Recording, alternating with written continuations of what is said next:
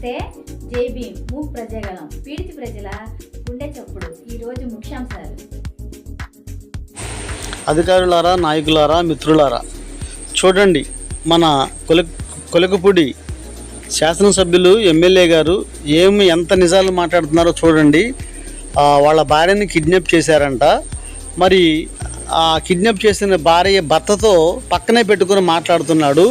మరోపక్క వైఎస్ఆర్ కౌన్సిలర్లతో ఏమో కూర్చొని నిరసన తెలియజేస్తుంది. ఒకసారి మీరే చూడండి ఈ పచ్చి నిజాలను.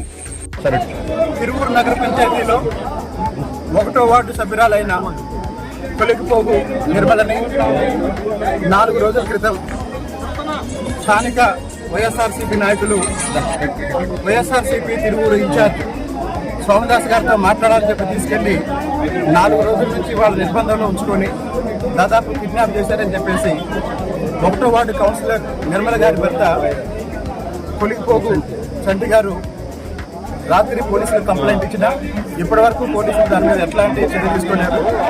తన భార్యని తనకు అప్పచెప్పాలని చంటి గారు అడుగుతున్నాడు. ఇప్పటి వరకు మన కొలికిపూడి గారు చెప్పినటువంటి అబద్ధాలను చూశారు కదా. ఇప్పుడు అదేవిధంగా వైఎస్ఆర్సీపీ వాళ్ళు నిరసనలో మరి పక్కనే ఉన్నటువంటి మరి టీడీపీ అతను భార్య కౌన్సిలర్ కూడా దానిలో ఉందో ఒకసారి గమనించండి.